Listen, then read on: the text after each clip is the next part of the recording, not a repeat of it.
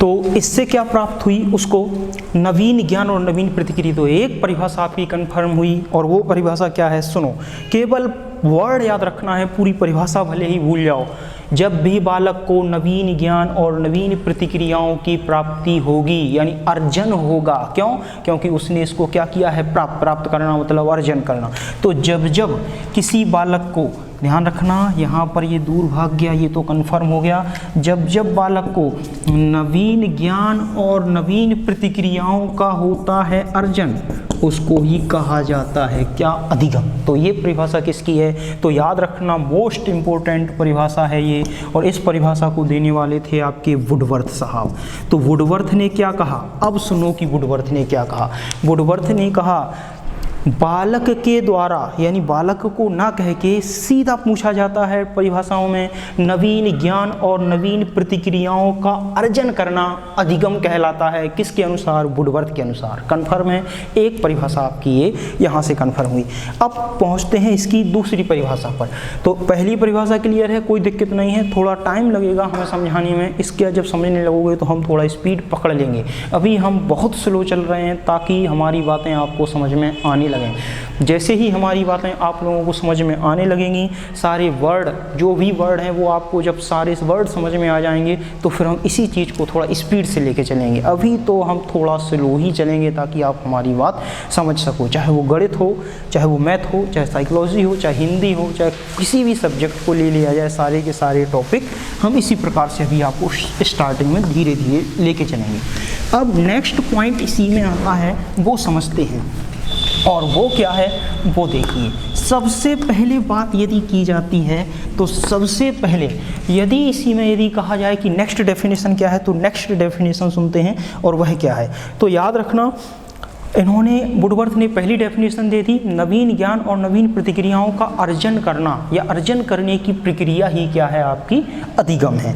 अब इसके बाद नेक्स्ट पॉइंट आता है आपका, जो नेक्स्ट परिभाषा है उसको भी कनेक्ट करते हैं इसी एग्जाम्पल से। सुनो कैसे, उसको कनेक्ट करने के लिए क्या करना है, तो केवल आपको सुनते चलना है। सुनिए, इसी की नेक्स्ट परिभाषा जो आती है, वह नेक्स्ट परिभाषा देने वाले क्रो एंड क्रो भी थे, और अन्य मनोवैज्ञानिक स्किनर ने भी इसकी परिभाषा दी है। तो स्किनर की परिभाषा को बाद में लेते हैं, सबसे पहले जो परिभाषा लेते हैं वो क्रो एंड क्रो हुए, और इन्हीं के साथ क्रो एंड क्रो के एक के साथ एक मनोवैज्ञानिक और थे, और वो थे ट्रेवर्स। जो ट्रेवर्स क्या थे वो सुनो।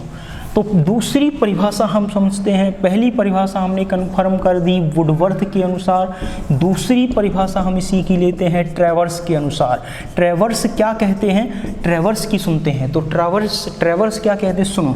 जैसे ही वो, आप देखना, अब इस एग्जाम्पल से हम सारी परिभाषाएं कनेक्ट कर लेंगे। एक बार इस एग्जाम्पल को, बालक को मोमबत्ती जल रही थी, बालक ने मोमबत्ती को देखा, बालक दौड़ता हुआ गया, खेलता हुआ, बालक खेल रहा था, और जैसे ही बालक खेल रहा था, खेलते खेलते बालक पहुंचता है मोमबत्ती पर, उसको पकड़ लेता है, पकड़ने के बाद जल जाता है, जल करके दूर भाग जाता है। उसको नवीन और नवीन ज्ञान और नवीन प्रतिक्रियाओं की का क्या हुआ, अर्जन, और रही इसका अर्जन क्या कहलाया, अधिगम। अब बात होती है कि ये जो ट्रेवर्स क्या कहते हैं, ट्रेवर्स हुए या ट्रेवर्स बंधु, दो लोगों ने मिलकर परिभाषा इसको दी है।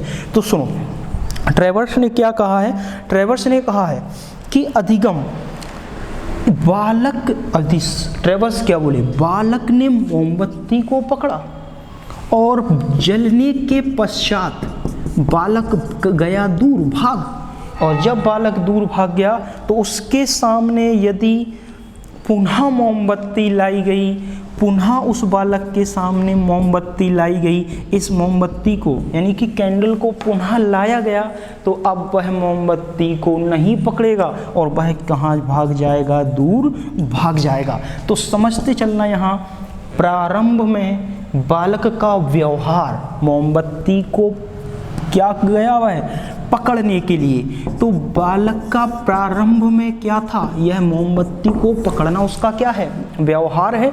तो प्रारंभ में वह मोमबत्ती को पकड़ने गया, लेकिन वह जल गया, और जल करके दूर भाग गया।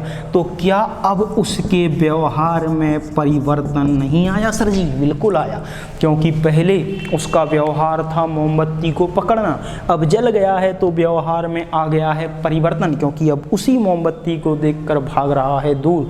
तो ट्रेवर्स बोले बालक के व्यवहार में परिवर्तन ही अधिगम है। बात समझ गए? दूसरी परिभाषा क्लियर है, कोई डाउट नहीं होना चाहिए हमारी तरफ से। फिर भी कोई डाउट हो तो बताते चलना, ठीक है ना। अब इसी को तो पहला पॉइंट याद रखना है, बस कीवर्ड आपको याद रखना है, पूरी परिभाषा कभी नहीं, क्योंकि आप याद रटोगे भूलोगे। पेपर टाइम में इतना कन्फ्यूजन रहता है, इतनी परिभाषाएं हो जाएंगी। अभी अधिगम से ही कभी कोई 6-7 परिभाषा होंगी, फिर अगला टॉपिक पढ़ोगे अधिगम स्थानांतरण, उसमें परिभाषा है। फिर आप अधिगम के पठार बोले, उसमें परिभाषा है। अधिगम के वक्र बोले, उसमें परिभाषा है। अरे कितनी परिभाषा याद करोगे? याद नहीं करना, समझना है केवल। बात समझ गए?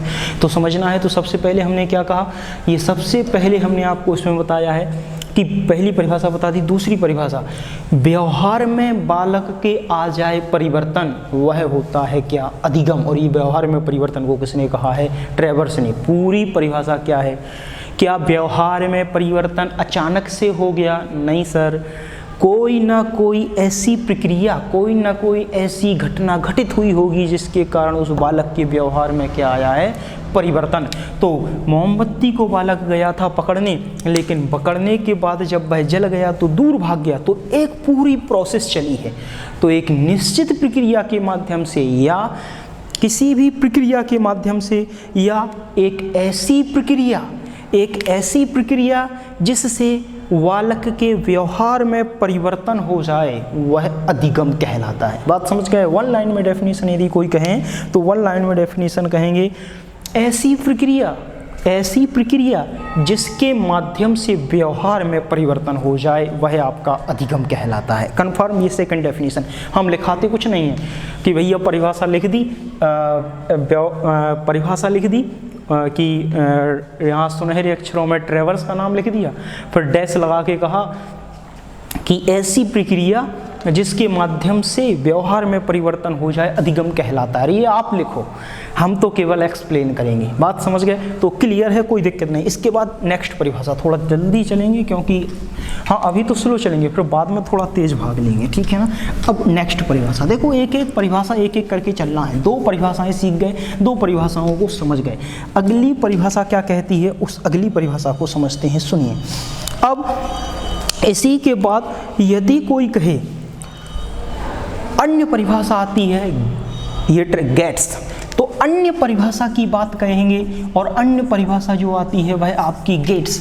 तो गेट्स क्या कहते हैं? तो गेट्स महोदय अन्य अपनी परिभाषा देते हैं, और वह परिभाषा क्या देते हैं उनको सुनो। सबसे पहली यदि बात की जाए तो इसके पहले जो परिभाषा दी थी वो किसी ट्रेवर्स ने दी थी, और उसके पहले वुडवर्थ। अब गेट्स क्या कहते हैं? गेट्स मनोवैज्ञानिक क्या कहते हैं, सुनो। गेट्स ने कहा, एक ही मोमबत्ती के एग्जाम्पल से आपकी अधिकतम परिभाषाएं हम कनेक्ट कर देंगे। अब सुनो, फिर सुनो, बालक खेल रहा था मोमबत्ती। अरे ग्रामीण परिवेश का बालक है, बुंदेलखंड का बालक है, तुम क्यों मोमबत्ती पकड़ा रहे हो? थोड़ा बदल लो इसको। बोले बदल लो, क्या दिक्कत है? बोले आप दीपक जला दो। बोले आप घर में देखते हो कि कोई भी जो घर में लकड़ी और जो आपका जो चूल्हा जलाया जाता है उस पर खाना बनता है, उसमें भी कोयला आगी होती है। बालक उसको पकड़ ले खेलते खेलते, कोई दिक्कत नहीं। कोई भी एग्जाम्पल आप ले सकते हो, लेकिन एक सुइटेबल एग्जाम्पल लगता है कहने में मोमबत्ती। बार बार कहाँ हम उसको आगी और वो, तो मोमबत्ती हमने ये फिर पकड़ ली मोमबत्ती।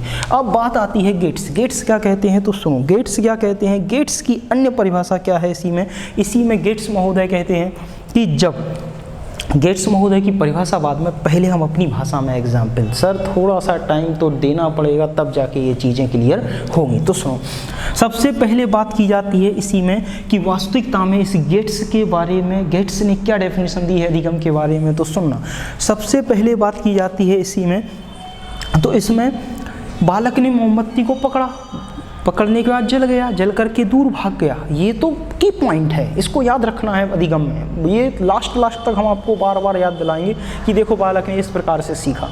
अब भैया ये बताओ हमें, बालक, फिर वही बालक गया, ये इसने मोमबत्ती को पकड़ा, तो मोमबत्ती को इसने क्या किया, पकड़ा। किसने पकड़ा? स्वयं बालक ने। किसने पकड़ा? स्वयं बालक ने। और जब स्वयं बालक भाई, और कोई तो था नहीं कि माता जी ने या पिताजी ने मोमबत्ती पकड़ी हो और बालक जल गया हो, ऐसा तो है नहीं। स्वयं बालक ही मोमबत्ती को पकड़ेगा, और जब स्वयं बालक मोमबत्ती को पकड़ेगा, जब स्वयं बालक मोमबत्ती को पकड़ेगा तो अनुभव भी कौन करेगा? यही बालक स्वयं अनुभव करेगा। क्यों? क्योंकि बालक ने, स्वयं बालक ने खुद बालक ने ही मोमबत्ती को पकड़ा है, तो खुद अनुभव भी कौन करेगा? बालक। तो बालक स्वयं अनुभव करता है किसका? जलने का, मोमबत्ती से जलने का। बालक स्वयं क्या करता है? अनुभव। और जब स्वयं वह अनुभव करता है तो उसको ही मिलती है क्या? सीख, या उसको ही मिलती है क्या?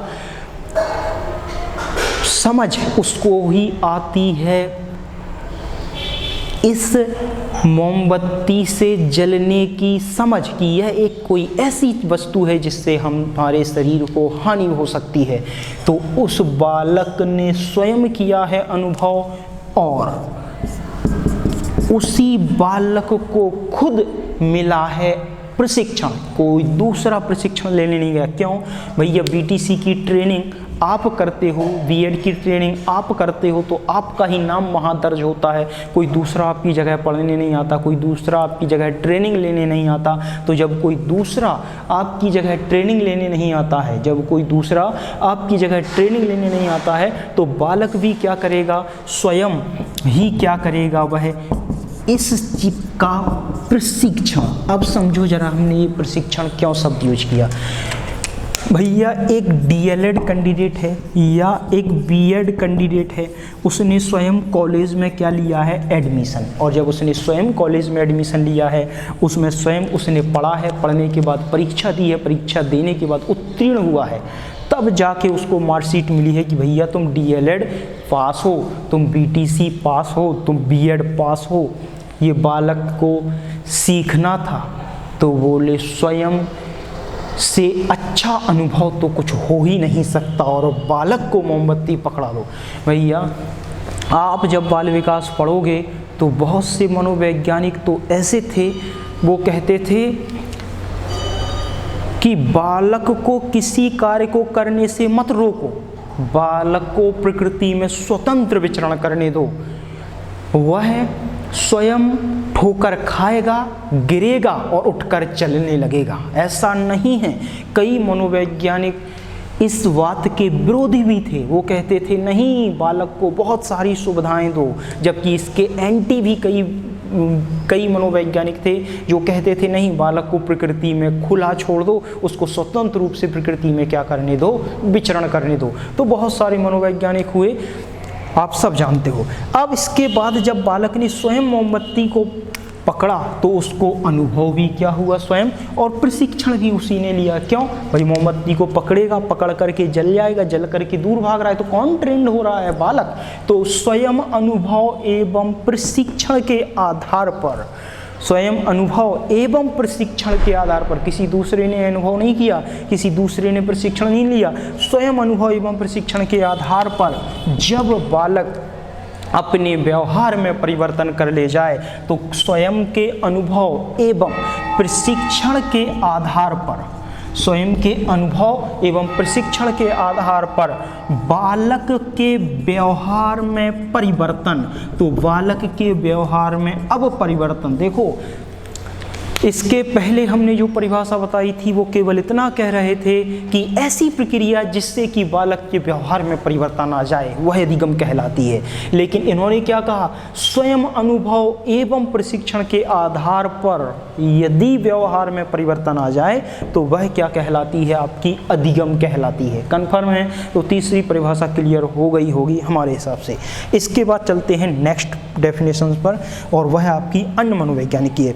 तो तीन डेफिनेशंस क्लियर हो गई होंगी हमारे हिसाब से, कोई डाउट नहीं है। फिर भी डाउट हो तो आप लोग कमेंट करके पूछ सकते हो, ठीक है ना? फिर तो हम 1-2 दिन में नेट का जो यहाँ पर थोड़ा प्रॉब्लम है वो दूर हो जाएगा, तो फिर लाइव ही आपकी सारी समस्याएं सॉल्व कर देंगे, ठीक है ना? ठीक। अगली परिभाषा, अगली डेफिनेशंस। हाँ, अब इसके बाद नेक्स्ट परिभाषा जो आती है वो नेक्स्ट परिभाषा क्या है उसको सुनो।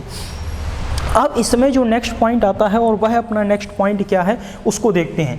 अब इसमें यदि कोई कहता है कि अगली परिभाषा किसकी है, अगली परिभाषा है क्रो एंड क्रो की। 3 परिभाषा हो चुकी है, ये चौथी है, 5वीं, 6वीं, जहाँ तक है हम 6 या 7 परिभाषाएं अब तक जाएंगे, इसके बाद ज़रूरत नहीं पड़ेगी, ठीक है ना। सुन, अब इसके बाद बात की जाती है कि आपके क्रो एंड क्रो महोदय क्या कहते हैं। मोस्ट इंपॉर्टेंट डेफिनेशन है भाई साहब, ये बहुत बार परीक्षाओं में आ चुकी है। हम सारे वही मनोवैज्ञानिक लेते हैं जो सीधे जाके पेपर में फंस जाएं। इससे ज़्यादा आपको साइकोलॉजी मतलब कुछ नहीं पढ़ना, सिर्फ जो हम पढ़ा रहे आप वह पढ़ लो, सफिशिएंट है। बात समझ गए, ठीक। अगली परिभाषा आती है क्रो एंड क्रो। अब क्रो एंड क्रो महोदय क्या कहते हैं। आप देखो राइटिंग तो ख़राब है ही, कोई दिक्कत नहीं है, आप तो समझने पर बल दें, समझने पर फोकस करें कि वास्तविकता में हम समझा क्या रहे हैं। ये राइटिंग तो वो इशू है ही नहीं, छोड़ो।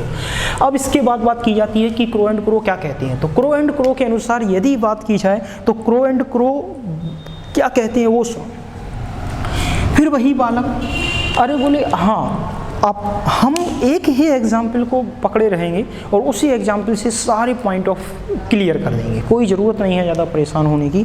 अब फिर सुनो, यदि कोई कहता है कि क्रो एंड क्रो क्या कहते हैं, तो क्रो एंड क्रो परिभाषा देते हैं और क्रो एंड क्रो क्या कहते हैं। क्रो एंड क्रो परिभाषा में बताते हैं, एक बालक है और यह जो बालक है वह खेल रहा था, समझते चलना, यह जो बालक है वह खेल रहा था और अभी तक हमने जो एग्जाम्पल लिया उसी से पुनः इसको कनेक्ट करते हैं। बालक ने पकड़ ली है जाकर किसको, इस जलती हुई मोमबत्ती को, और जब जलती हुई मोमबत्ती बालक पकड़ लेता है तो जल जाता है, जल करके दूर भाग जाता है। पुनः उसके पास मोमबत्ती लाई जाएगी, अब बालक उस मोमबत्ती को पकड़ने की कोशिश नहीं करेगा। क्यों? क्योंकि उसको पता चल गया है कि यह कोई हानिकारक चीज़ है, यह कोई हानिकारक वस्तु है जिससे उसको शरीर को हानि हो सकती है। तो अब देखना है अपन को कि यहाँ पर क्रो एंड क्रो क्या कहते हैं। तो क्रो एंड क्रो के अनुसार क्रो एंड क्रो कहते हैं, बालक मोमबत्ती से जला। समझते चलना, सारी परिभाषाओं से सारे एग्जाम्पल को ख़त्म करने के बाद नेक्स्ट आगे बालक क्या सीख रहा है उसके बारे में परिभाषा दी किसने, क्रो एंड क्रो ने। तो बालक मोमबत्ती से जल गया, जल करके दूर भाग गया, दूर भागने के बाद पुनः मोमबत्ती दिखाई गई बालक को, अब मोमबत्ती को नहीं पकड़ेगा, मतलब बालक को प्राप्त हो गया है कोई क्या, नया ज्ञान, यानी कि ज्ञान की अनुभूति बालक को हो चुकी है। इसके बाद जब बालक को प्राप्त हो चुका है ज्ञान, तो ज्ञान के साथ ही ध्यान रखना, जब बालक को प्राप्त हो गया है ज्ञान, तो ज्ञान के साथ ही अब जब भी कभी, समझते चलना, जब भी कभी उस बालक के समक्ष यह मोमबत्ती लाई जाएगी, मोमबत्ती को देख करके वह दूर भाग जाएगा और वह इस मोमबत्ती के पास नहीं आएगा। यानी कि अभी तक उसकी आदत में, हैबिट में क्या था, कोई भी वस्तु को देखा उसको पकड़ने की कोशिश की, लेकिन अब उसकी आदत में आ जाएगा परिवर्तन। तो याद रखना, बालक के ज्ञान में, उसकी आदतों में, क्योंकि अभी तक उसकी आदत क्या थी, कोई भी वस्तु को हमने देखा, पकड़ा, मुंह में रख लिया, लेकिन अब बोले ऐसी हम वस्तु मुंह में रखने की तो छोड़ो, बोले हम पकड़ेंगे ही नहीं, क्योंकि बहुत सारी वस्तुएं धोखा देने वाली होती हैं। बात समझ गए ना। तो ज्ञान की प्राप्ति हुई, आदत, उसकी आदत में हुआ परिवर्तन। और सुनो, उस बालक के कार्य करने की प्रवृत्ति, कार्य करने की प्रवृत्ति क्या, उसी आदत से रिलेटेड है, लेकिन इसको नाम दिया इस क्रो एंड क्रो मनोवैज्ञानिक के दूसरे शब्दों में, और इन्होंने क्या नाम दिया तो वो समझना, जब उसके कार्य करने की जो प्रवृत्ति, कार्य करने की प्रवृत्ति क्या थी, खेलते खेलते कोई वस्तु हो बस उसको पकड़ना है, और जब पकड़ के एक बार जल गए ना तो अब दोबारा से नहीं पकड़ेंगे। तो उसकी अभिवृत्ति, उसके कार्य करने की प्रवृत्ति थी खेलते खेलते किसी भी वस्तु को पकड़ लेना, लेकिन अब खेलेगा तो, लेकिन ऐसे ही उस वस्तु को नहीं पकड़ेगा, क्योंकि उससे वह क्या कर गया है, जल चुका है। तो उसके कार्य करने की प्रवृत्ति, और उसको ही मनोवैज्ञानिक नाम में कहते हैं अभिवृत्ति। तो याद रखना, यदि कोई कहता है तो इसमें नेक्स्ट परिभाषा आपकी याद रखना क्या है, किसी भी ज्ञान आदत या अभिवृत्ति, ध्यान रखना तीनों चीज़ें, जब जब क्रो एंड क्रो की परिभाषा आएगी तीनों चीज़ों को क्या करेंगे वो शामिल, और वो क्या कहेंगे, आदतों और ज्ञान और अभिवृत्तियों। बच्चे को नवीन ज्ञान प्राप्त हुआ, उसकी आदतों को में परिवर्तन हुआ, आदतों एक नवीन आदतों का उसने अर्जन किया, अपनी पुरानी अभिवृत्तियों को बदल के नवीन अभिवृत्तियों का अर्जन किया। तो मनोवैज्ञानिक क्रो एंड क्रो कहते हैं ज्ञान आदत अभिवृत्तियों का अर्जन करना ही अधिगम है। ये कौन मनोवैज्ञानिक कहते हैं, crow and crow. Most important definition है ये, मोस्ट इंपॉर्टेंट। तो याद रखना कि क्रो एंड क्रो आपके क्या कहते हैं, तो ज्ञान आदतें और अभिवृत्तियों का अर्जन करना ही अधिगम है। इतनी सी बात क्लियर है। अब इसके बाद नेक्स्ट परिभाषा या नेक्स्ट डेफिनेशन आपकी आती है, और वो अन्य मनोवैज्ञानिक हैं, और वो आपके अन्य मनोवैज्ञानिक क्या कहते हैं उनकी सुनो। अब इसके बाद हैं आपके नेक्स्ट मनोवैज्ञानिक, और नेक्स्ट मनोवैज्ञानिक क्या है, क्रो एंड क्रो के बाद अगले जो मनोवैज्ञानिक आते हैं उनका नाम स्किनर। स्किनर की परिभाषा को देखते हैं। उसके बाद एक बच गए हैं आपके गिलफोर्ड। गिलफोर्ड कहें गिलफर्ड कहें एक ही बात है, आपकी बुद्धि के सिद्धांत में आते हैं, इन्होंने बुद्धि का सिद्धांत दिया है, यहाँ पर भी ये परिभाषा देके गए हैं। तो एक परिभाषा वही भी आपको लेनी है। इसके बाद हो सकता थोड़ा सा हम एक दो परिभाषा और ऐड कर दें तो कोई दिक्कत नहीं है, आप सुनते चलें। इसके बाद आपको नेक्स्ट परिभाषा इसमें लेनी है, और वह नेक्स्ट परिभाषा आपकी है स्किनर की। स्किनर क्या कहते हैं, तो स्किनर की परिभाषाओं में यह परिभाषा 3 से 4 बार यूपी टेट के पेपर में रिवाइज हुई है। 3 से 4 बार बराबर यूपी टेट के पेपर में आई है, कभी प्राइमरी कभी जूनियर तो कभी प्राइमरी। तो आपको याद रखना है क्या कहते हैं, बहुत इंपॉर्टेंट। ये जितनी भी परिभाषाएं हम आपको बता रहे हैं 1 नंबर कन्फर्म मान के चलना कि 1 से 2 नंबर आपको ये परिभाषाएं देगी। अब ये नहीं कि बस यही कि दोनों परिभाषाएं, एक परिभाषा यहाँ से आएगी यानी 1 नंबर कन्फर्म रहेगा। अब स्किनर क्या कहती हैं वो सुनो। ये कहते हैं एक बालक है, इसके लिए हम एक दूसरा एग्जाम्पल कनेक्ट करते हैं, ठीक है ना, बार बार एग्जाम्पल वही चाहते हैं। देखो सुनो, इसके लिए एक दूसरा एग्जाम्पल, एक बालक, बस केवल बालक से ही एग्जाम्पल बनाएंगे। एक बालक है, इसके घर आते हैं मेहमान। इसके घर कौन आते हैं, गेस्ट। तो इसके घर जो आते हैं वो मेहमान। अब इसके घर जो बाहर से कोई मेहमान आए हैं, तो बाहर से जो गेस्ट आए हैं, अब ये क्या करेगा, या तो बालक स्वयं उन बाहर से आए हुए गेस्ट या मेहमानों से स्वयं नमस्ते कर ले, या माता पिता के कहने पर ये बालक इनसे क्या कर ले, नमस्ते। अब जब बालक नमस्ते करता है तो नमस्ते कहने पर या माता पिता कहें नमस्ते के साथ पैर भी छूना है, कोई दिक्कत नहीं है, बच्चा को जैसा कहोगे वैसा करेगा। अब सपोज दैट इस बालक ने क्या किया, नमस्ते, ठीक है, कोई ना कोई मेहमान आया, इस बालक ने किया नमस्ते, बच्चे को नमस्ते कहने पर मेहमानों जो बाहर से आए हुए हैं उन्होंने दे दी है शाबाशी, उन्होंने कर दी है इस बालक की प्रशंसा। अरे बहुत अच्छा बालक है, बड़ों का सम्मान करता है, उसने थोड़ी बहुत भी इसकी तारीफ कर दी। या बालक होते हैं क्या, शुरुआती दौर में लालची, उसको एक टॉफ़ी दे दी जाए या उसको दे दिए जाएं पैसे, यदि 10 का नोट भी मिल गया तो जब मेहमान जा रहे होंगे तब एक बार नमस्ते तो क्या वह दंडवत हो जाएगा, मतलब पैर भी छू लेगा और पूछेगा कि वो अंकल कब आएंगे जिन्होंने 10 का या 100 का दिया था। बात समझ गए। तो बालक जब मेहमान बाहर से आते हैं, तो मेहमान जब बाहर से आएंगे, बालक ने किया नमस्ते, पैर छू लिए, उस मेहमान ने इसको 100 रुपये या 10 का नोट दे दिया, बालक प्रसन्न। और जब बालक हो गया प्रसन्न तो समझते चलना, अभी तक वह नहीं करता था किसी भी प्रकार के इस प्रकार के व्यवहार को। क्यों? अभी तक वह किसी को नमस्ते नहीं करता था, लेकिन अब जब उसको 100 रुपये या 10 रुपये या टॉफ़ी या प्रशंसा मिल गई तो अब तो वो इंतज़ार करेगा मेहमानों के आने का कि भैया बाहर से मेहमान आएँ और हम तो उनके दिन भर दंडवत होते रहें और हमको 100 रुपये या 10 रुपये मिलते रहें। तो अब बाहर से मेहमान आएंगे और बालक उनको क्या करेगा, नमस्ते, और उसको पैसे की प्राप्ति होगी। अब समझते चलना, इसी को कनेक्ट करें, यानी कि बार बार उसी कार्य को बालक कर रहा है और बार बार उसी कार्य को करने के उपरांत उस बड़ों का आदर करना सीख जाता है। बात समझ गए। शुरुआत में किसी लालच से शुरू किया हुआ कार्य एक अच्छे कार्य की ओर जा रहा है। मतलब बालक ने शुरुआत तो की क्या, पैसों की लालच बस, कि हमने बड़ों का सम्मान किया, लेकिन बड़े में भी वह एक आदत बन गई और बालक के व्यवहार में आ गया परिवर्तन। बात समझ गए। तो यहाँ पर परिभाषा देखना, आप फिर कनेक्ट करते हैं, क्या कहलाती है कि बालक इस प्रकार का पहले व्यवहार नहीं करता था, पहले वह किसी के पैर नहीं छूता था, लेकिन अब बालक के जो व्यवहार में बार बार आ रहा है क्या, परिवर्तन।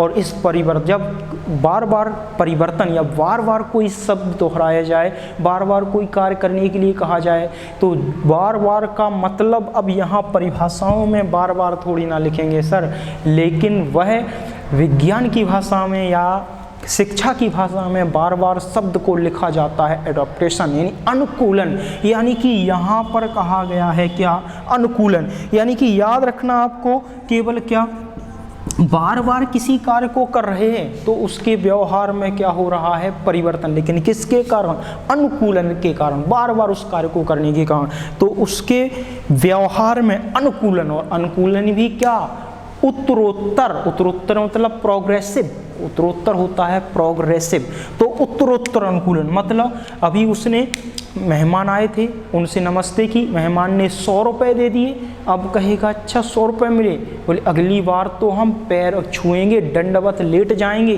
तो उसके अनुकूलन तो हुआ, लेकिन उत्तरोत्तर यानी कैसा अनुकूलन, और प्रोग्रेसिव, मतलब और अच्छा सम्मान मेहमानों को दिया जाएगा ताकि अच्छे से अच्छे पुरस्कार की प्राप्ति बालक को हो सके। तो यहाँ पर एक शब्द लिख रहे हैं उत्तरोत्तर। उत्तरोत्तर का मतलब, ये मनोवैज्ञानिक स्किनर ने अपनी उसमें लिखा था, तो उत्तरोत्तर का मतलब होता है प्रोग्रेसिव। तो याद रखना उत्तरोत्तर, और ये बार बार परीक्षाओं में आता है, तो आपको याद रखना है, भूलना नहीं है।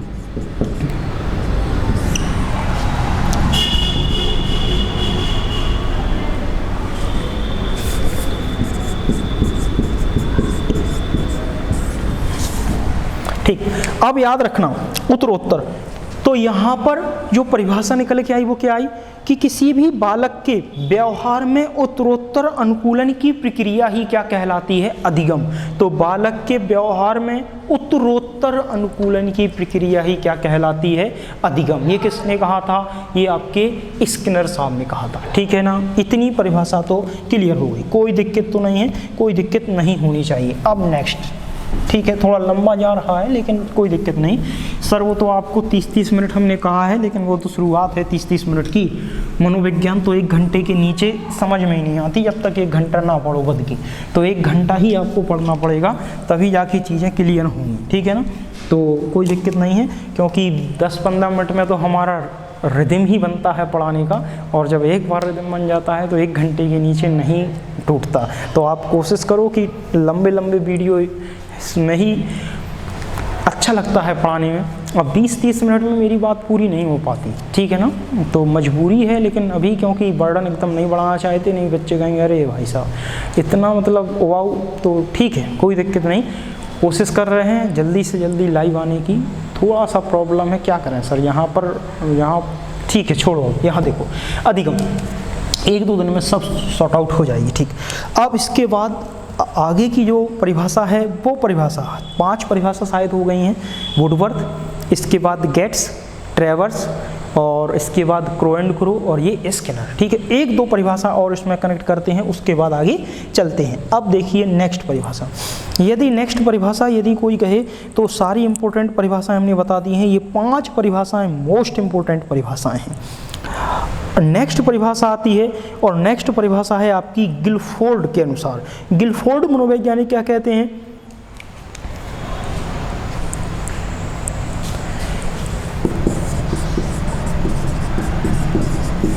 कहीं कहीं किताबों में गिलफोर्ड लिखा है, कहीं कहीं बुक्स में गिलफोर्ड लिखा है, कोई दिक्कत नहीं है, जो भी सही है वह समझ लेना।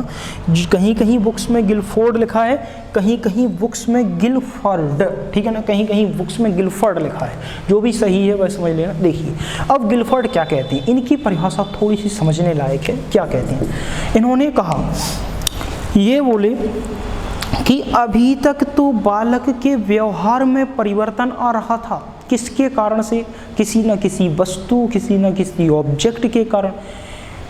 तो बोले व्यवहार में परिवर्तन तो आएगा और उसको ही अधिगम कहेंगे। तो फिर सब लोग बोले भैया तुम कौन सा अलग बोल रहे हो, यही तो अन्य मनोवैज्ञानिक बोल गए कि व्यवहार में परिवर्तन को ही तो अधिगम कह रहे। बोले जो भी आया सभी ने यही तो बताया। किसी ने कहा अनुभव एवं प्रशिक्षण के आधार पर व्यवहार में परिवर्तन हो जाए, किसी ने कहा नवीन ज्ञान और नवीन प्रतिक्रियाओं का अर्जन होने से व्यवहार में परिवर्तन हो जाए, किसी ने कहा आदतों, अभिवृत्तियों या ज्ञान से व्यवहार में परिवर्तन हो जाए। तो सभी मनोवैज्ञानिक लगभग यही तो कह रहे थे। आप भाई साहब कौन सी नई चीज़ बता रहे हो? तो बोले सुनो, अब हमारी सुनो। ये बोले मानता हूँ कि सभी कहते हैं कि व्यवहार में परिवर्तन ही अधिगम है, लेकिन बोले किसी ने यह नहीं कहा व्यवहार के कारण व्यवहार में परिवर्तन हो जाए। बात समझ में नहीं आई? अब समझाते। इधर देखो, एक बालक, यहाँ पर ये दूसरा बालक, ये बालक, ये बालक, ये बालक, ये बालक, दोनों स्कूल में खेल रहे हैं। टीचर ने पढ़ाया, बच्चे को समझ में इसको नहीं आया, लेकिन दूसरे बालक को समझ में आ गया। और बालक एक दूसरे की करते हैं जबरदस्त नकल, एक दूसरे को जबरदस्त करते हैं कॉपी। आपने पढ़ा ही होगा, हम आगे आपको पढ़ाएंगे भी, चाहे वाइगोत्स्की हो, चाहे आपके जीन प्याजे हों, चाहे कोई मनोवैज्ञानिक हो, यानी कि बालक करते हैं एक दूसरे की कॉपी, करते हैं एक दूसरे का अनुकरण। तो एक बालक सीख गया एलिफेंट, टीचर ने क्लास में पढ़ाया, ये थोड़ा कमज़ोर बालक है, ये थोड़ा बुद्धिमान बालक है, लेकिन दोनों आपस में मित्र हैं, या यूँ समझो दोनों सामान्य बालक हैं, लेकिन ये सीख गया, इसने नहीं सीखा, ये मान लो स्कूल ही नहीं आया था, तो ये बालक सीख गया। और जब बालक सीख गया, हाथी को एलिफेंट कहना, और या किसी जानवर को, जैसे कि उसने देखा कि एलिफेंट का चित्र बना हुआ है, उसको बोल रहा है ये हाथी, बोल रहा है ये हाथी है, बोल रहा है ये एलिफेंट है। बच्चे खेल रहे हैं ग्राउंड में, ये कह रहा है कि सामने जो पिक्चर है, वो सामने जो पिक्चर है वो किसकी है? बोले हाथी की है या एलिफेंट की है। तो ये बालक इसको देख रहा है, इसके व्यवहार का अनुकरण कर रहा है, और इसके व्यवहार को देख करके बालक स्वयं भी इसको हाथी बोलना स्टार्ट कर देगा कि नहीं? हाँ कर देगा। तो कर देगा तो गिलफोर्ड ने क्या कहा? किसी व्यवहार के कारण जब व्यवहार में परिवर्तन हो जाए तो उसको भी अधिगम कहते हैं। और सुनो, एग्जाम्पलों की कमी नहीं है, टाइम की वजह से एग्जाम्पल नहीं देते, नहीं तो एक परिभाषाओं पर इतने एग्जाम्पल जिसकी कोई सीमा नहीं होगी। सर थोड़ा टाइम लग रहा है सर, बहुत दिनों बाद इस साइकोलॉजी को पढ़ा रहे हैं, लेकिन कोई दिक्कत नहीं है, थोड़ा रिदम में आने दो आपको।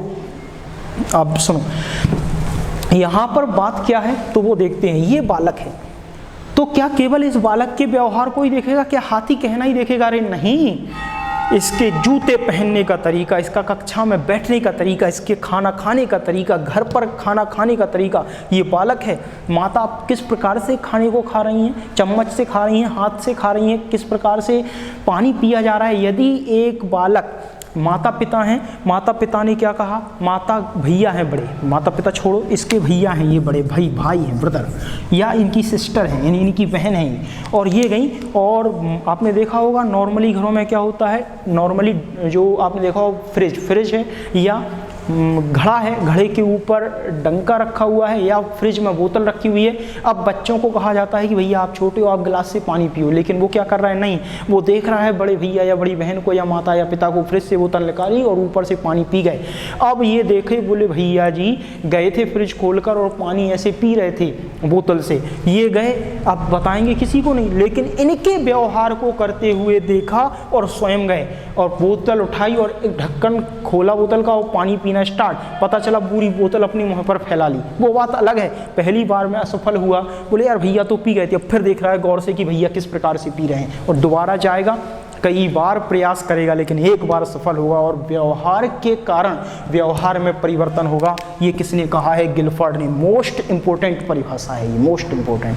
बात समझ गए? तो याद रखना, व्यवहार के कारण व्यवहार परिवर्तन ही अधिगम कहलाता है। बेस्ट डेफिनेशन इस गिलफर्ड ने कही है। बात समझ गए ना? ठीक है। अब इसके बाद नेक्स्ट परिभाषा जो आती है, अगली परिभाषा क्या कहते हैं? बात समझ में आ रही होगी सर, हम वैसे भी अभी स्लो चल रहे हैं और यदि थोड़ा सा आप लोगों को हमारी बातें समझ में आने लगें तो स्पीड तो हम जब आप कहो तब बढ़ा देंगे, ठीक है ना, कोई दिक्कत नहीं है। अभी हम चाहते कि आप थोड़ा स्लो समझें, ठीक है। नेक्स्ट एक परिभाषा और लेते हैं, उसके बाद फिर नेक्स्ट टॉपिक है इसी में अधिगम की विशेषताएं। क्या होती हैं अधिगम की विशेषताएं? वो अधिगम की विशेषताएं भी आपको क्लियर करेंगे। फिर अधिगम की विशेषताओं के बाद कुछ अधिगम की विधियाँ हैं, अधिगम की विधियाँ भी आपको पढ़नी है। फिर अधिगम के नियम हैं कि अधिगम के क्या नियम हैं, आपको पता ही है कौन दिया था अधिगम के नियम? थॉर्नडाइक। 3 मुख्य नियम, बाकी के 5 गौड़ नियम। तो अधिगम के नियम पढ़ने हैं। अधिगम के नियम के बाद अधिगम के सिद्धांत आएंगे, अधिगम के सिद्धांत पढ़ने हैं। सारे सिद्धांतों को पढ़ने के बाद अधिगम स्थानांतरण पढ़ना है, अधिगम वक्र पढ़ना है, अधिगम में आए हुए पठार पढ़ने हैं। बहुत सारा है सर अधिगम में, इसलिए आप साथ बने रहें, कोई दिक्कत नहीं है, ठीक है ना। और ये मत समझना सिलेबस तो कंप्लीट हमारी जिम्मेवारी है। बात समझ गए? ठीक, ठीक। नेक्स्ट, अब इसके बाद अगली परिभाषा जो कहते हैं वो क्या कही जाती है वो सुनिए। यदि कोई कहता है तो इसी में नेक्स्ट डेफिनेशन हम यदि कहते हैं तो एक लास्ट परिभाषा और इसी को कहते हैं एक लास्ट परिभाषा। बस केवल ये लास्ट, और आप कहो तो हम यहीं रुक जाएं, नहीं तो हम चाहते कि आप एक परिभाषा और इसी में ऐड कर लें तो बेहतर रहेगा, ठीक है ना। सुनो, अब इसके बाद जो नेक्स्ट परिभाषा आती है वो नेक्स्ट परिभाषा अन्य मनोवैज्ञानिक क्या कहते हैं वो सुनिए।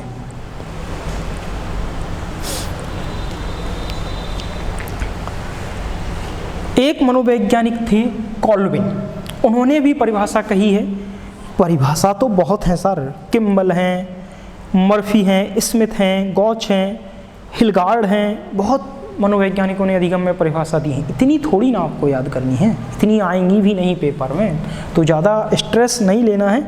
आपको केवल कुछ ही परिभाषाएं सीखनी है, कुछ ही परिभाषाओं को सुनना है। तो सुनो, एक और परिभाषा हम आपको बताते हैं और वह सुनो। वह परिभाषा क्या है?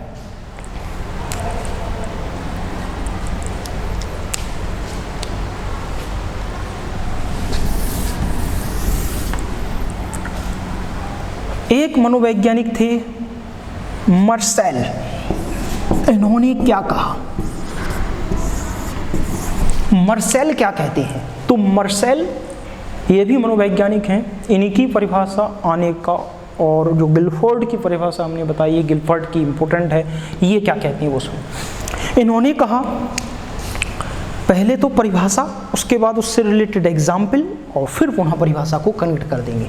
इन्होंने कहा परिभाषाओं में, इन्होंने कहा सीखने की असफलताओं का कारण। समझते चलना, परिभाषा समझ में आ रही है तो ठीक है भाई, 1 मिनट आप पहले परिभाषा सुन लो, उसके बाद हम एग्जाम्पल इससे कनेक्ट कर देंगे, या पहले एग्जाम्पल, एक ही बात। तो सीखने की असफलताओं का कारण समझने की असफलता ही अधिगम है। नहीं समझ में आया होगा, इसलिए हम कहते कि एग्जाम्पल से परिभाषा को कनेक्ट करें। भाई डायरेक्ट परिभाषा भैया लिखा देंगे, क्या फायदा, हम तो एक लाइन नहीं लगेगी, हमें ये 30-40 मिनट परिभाषाओं को समझाने में लग रहा है। विद इन ए सेकेंड, मतलब मैं पहले से परिभाषा बोर्ड पर लिख कर रखूँ, आऊँ सीधा और तोते के सब पढ़ के सुना दूँ, भैया ये मर्सेल ने कहा, ये वुडवर्थ ने कहा, ये स्किनर ने कहा, ये इसने कहा, ये इसने कहा, हो गया काम। अरे ऐसा नहीं है सर, आपको समझना है, क्योंकि जब तक समझोगे नहीं आगे कुछ भी समझ में नहीं आएगा। आप एक बार अधिगम समझ गए, आगे की सारी चीज़ें आपकी क्लियर रहेंगी, ठीक है। अब इसके बाद पॉइंट आती है आपकी मर्सेल। मर्सेल ने क्या कहा कि सीखने की असफलताओं का कारण समझने की असफलताएं। समझते चलना, बड़ी ही क्रिटिकल परिभाषा है ये। समझने की असफलताएं ही क्या हैं? अधिगम है। अब इन्होंने क्या कहा सुनो, एक बालक, फिर वही एग्जाम्पल, एक बालक क्या कर रहा है? एक बालक किसी कार्य को सीख रहा है, सपोज दैट वह छोटा बड़ा लिखना ही सीखे, या वह ABCD लिखना सीखे, वह 1 2 3 लिखना सीखे, वह छोटा ABCD, हिंदी की वर्णमाला, अंग्रेजी की वर्णमाला, गिनती, पहाड़ी, कुछ भी सीखे। अब बालक क्या कर रहा है, इन चीज़ों को सीख रहा है, लेकिन वह इनको सीखने में हो रहा है असफल। और जब सीखने में हो रहा है बालक असफल, तो अब क्या करेगा भैया, वह समझेगा कि आखिर हम इन चीज़ों को सीख नहीं पा रहे हैं। समझते चलना, बालक नहीं समझेगा, ये तो मनोवैज्ञानिक समझ रहे हैं। बालक तो ये थोड़ी ना, बालक अबोध है, वो कुछ नहीं जानता। एग्जाम्पल हम बनाते हैं, हम लोग मनोवैज्ञानिक बनाते हैं। तो बालक को सिखा रहे हैं ABCD, बालक को सिखा रहे हैं 1 2 3, बालक को सिखा रहे हैं छोटा बड़ा, लेकिन वह हो रहा है इसमें असफल। बार बार उसको पढ़ाया जा रहा है, लेकिन वह भूल जा रहा है, वह याद नहीं कर पा रहा है।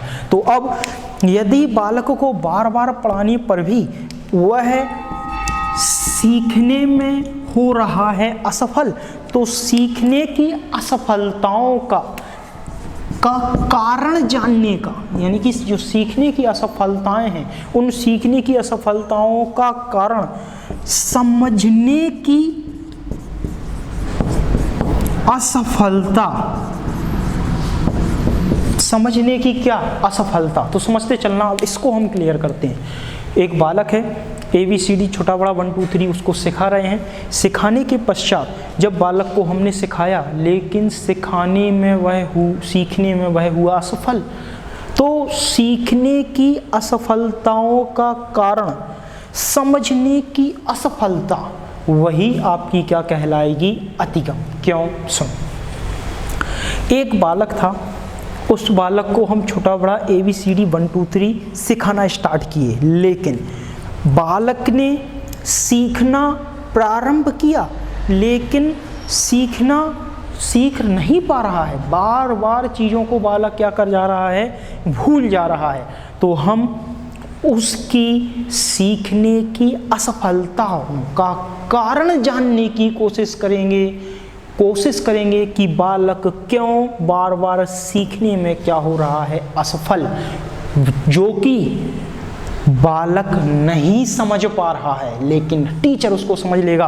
तो सीखने की असफलताओं का कारण समझने की असफलता ही क्या है, अधिगम है। मतलब बालक यदि यह समझ ले कि भैया मैं क्यों असफल हो रहा हूँ, एक स्टूडेंट है, वो जान ले कि भैया मैं क्यों फेल हो रहा हूँ, यदि वह जान लेगा तो सीख ही नहीं जाएगा। तो बालक, समझते चलो आप, परिभाषा क्रिटिकल है लेकिन इम्पोर्टेंट है। एक स्टूडेंट है, ये तो छोटा वाला कि एक स्टूडेंट, ऐसे ही सुनो आप, एक स्टूडेंट है।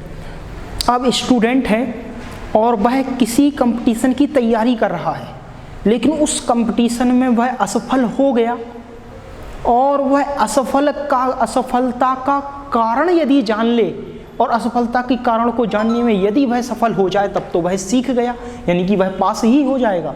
लेकिन वह नहीं सीख पा रहा है, यही तो एक सबसे बड़ी समस्या, और यही क्या है, अधिगम। कन्फर्म है, इतनी परिभाषाएं क्लियर हैं। और यदि कोई कहे तो वर्तमान परिप्रेक्ष्य में यदि देखा जाए, तो बालक के लिए यदि हम एक पॉइंट, यदि इसमें एक और ऐड करें कि यदि कोई कहता है कि वर्तमान परिप्रेक्ष्य में अधिगम की परिभाषा क्या कहेंगे, तो वर्तमान परिप्रेक्ष्य में अधिगम की परिभाषा के लिए याद रखना पड़ेगा कि वास्तविकता में चाहे अभ्यास की बात की जाए चाहे प्रशिक्षण की बात की जाए, चाहे अभ्यास की बात की जाए, चाहे प्रशिक्षण की बात की जाए, चाहे अनुभव की बात की जाए, किसी की भी बात की जाए, अभ्यास हुआ, प्रशिक्षण हुआ, अनुभव हुआ, या अभ्यास, प्रशिक्षण या अनुभव के आधार पर जो भी स्थायी परिवर्तन हो जाए, ध्यान रखना, अभ्यास, प्रशिक्षण, अनुभव के आधार पर जो भी स्थायी परिवर्तन, अब ये शब्द हम जोड़ रहे हैं कि स्थायी परिवर्तन हो जाए, वही आपका क्या कहलाएगा, अधिगम। समझते चलना, हमने क्यों स्थायी परिवर्तन कहा है, सुनो। अभ्यास, प्रशिक्षण, अनुभव के आधार पर जो भी स्थायी परिवर्तन हो जाए, वही आपका क्या कहलाता है भैया, अधिगम कहलाता है। ठीक है ना। तो यदि कोई कहता है तो याद रखना कि अभ्यास, प्रशिक्षण, अनुभव के आधार पर जो भी स्थायी परिवर्तन हो जाए वही आपका अधिगम कहलाता है। स्थायी परिवर्तन क्यों? सुनो, अस्थायी परिवर्तन अधिगम में शामिल नहीं होते। सीखना मतलब यह चीज हम सीख चुके, वह आती है स्थायी परिवर्तन के अंतर्गत। अस्थायी परिवर्तन क्या होते हैं? किसी भी बीमारी, किसी विसंगति, किसी अवसाद के कारण क्षणिक परिवर्तन आ जाए वह सीखना नहीं कहलाता। एक बच्चे ने किसी प्रकार की बीमारी उसको हो गई, किसी प्रकार की थकान उसको हो गई, किसी प्रकार का जिसको अल्कोहल यानी कि नशा यानी कि यह कर लिया, उसमें केवल बालक का अस्थायी परिवर्तन होता है, वह उसको सीखना नहीं कहते। मतलब सीखने में सकारात्मक परिवर्तन शामिल किए जाते हैं, अधिगम में नकारात्मक परिवर्तन नहीं। इसको एक्सप्लेन कल करते हैं, ठीक है? यहीं तक आज रखते हैं, कोई दिक्कत नहीं।